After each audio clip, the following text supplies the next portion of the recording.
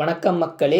தமிழக மக்களுக்கு வெளியான மிக முக்கியமான அறிவிப்பு மக்களே. தமிழகமே பரபரப்பு. அனைத்து பொதுமக்களும் காணொளியை கடைசி வரைக்கும் பாருங்க. மிக முக்கியமான அறிவிப்பு வெளியாகி இருக்கிறது.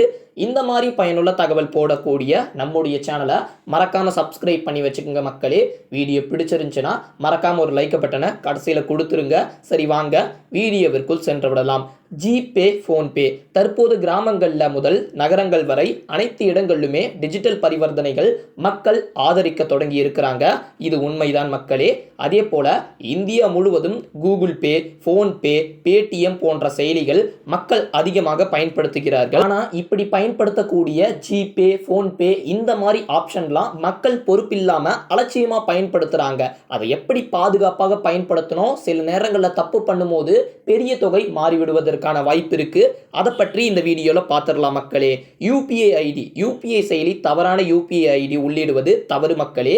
இந்த ஒரு சிறிய தவறு மூலமாக தெரியாத நபர்கள் கணக்கிற்கு உங்களுடைய பணம் சென்றுவிடும். எனவே சரியான யூபிஐ ஐடியை தெரிந்து கொண்டு அதன் மூலமாக பணத்தை அனுப்புவது நல்லது மக்களே.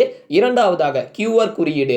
ஆன்லைன் அல்லது ஆஃப்லைன் கடைகளில் QR குறியீடுகளை ஸ்கேன் செய்யும் பொழுது கவனமாக இருக்க வேண்டும். குறிப்பாக QR குறியீடானது சரியானதா தவறானதா என்று உறுதி செய்துவிட்ட பிறகு பணம் அனுப்புவது நல்லது.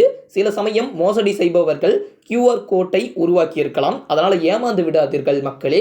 தெரியாத இணைப்புகள், அதே போல உங்களுடைய போன்ல யூபிஐ பணம் செலுத்தாத தெரியாத இணைப்புகள் கிளிக் செய்ய வேண்டாம் என்றும் குறிப்பிட்டிருக்கிறாங்க.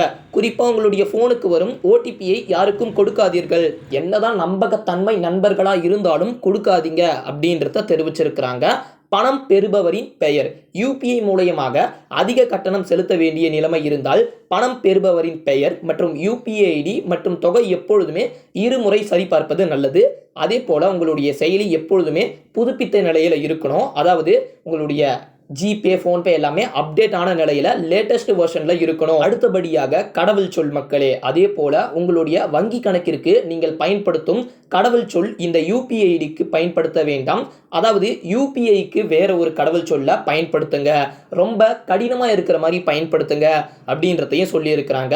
உங்களுடைய போனுக்கு பின் அல்லது பேட்டன், நம்ம அனைவரும் போன்கள்ல ஒன்றுக்கும் மேற்பட்ட யூபிஐ செயலிகளை பயன்படுத்தி வருகிறோம். ஒருவேளை உங்களுடைய போன் காணாமல் போனால் அதிகமாக உள்ள யூபிஐ ஐடி அக்கௌண்ட்ல நீங்க வச்சுட்டு இருந்தீங்கன்னா மோசடி நடைபெறுவதற்கான வாய்ப்பு இருக்கு. அதனால திரையில ஒரு பின்னோ இல்ல ஒரு பேட்டனோ போட்டு வச்சுக்கோங்க. அதுக்கப்புறம் எஸ்எம்எஸ்லாம் இந்த யூபிஐ செயலி பயன்படுத்தும் மக்கள் தினம் தங்களுக்கு வரக்கூடிய எஸ்எம்எஸ்களை செக் செய்ய வேண்டும். ஒருவேளை உங்களுடைய அனுமதி இல்லாமல் பரிவர்த்தனைகள் ஏதேனும் நடந்திருந்தால் அதை உடனடியாக புகார் தெரிவிக்க வேண்டும் என்றும் சொல்லியிருக்கிறாங்க மக்களே. இந்த மாதிரி பயனுள்ள தகவலை அடிக்கடி தெரிந்து கொள்ள நம்மளுடைய தமிழ் தகவலுடன் இணைந்து கொண்டிருங்கள். நன்றி.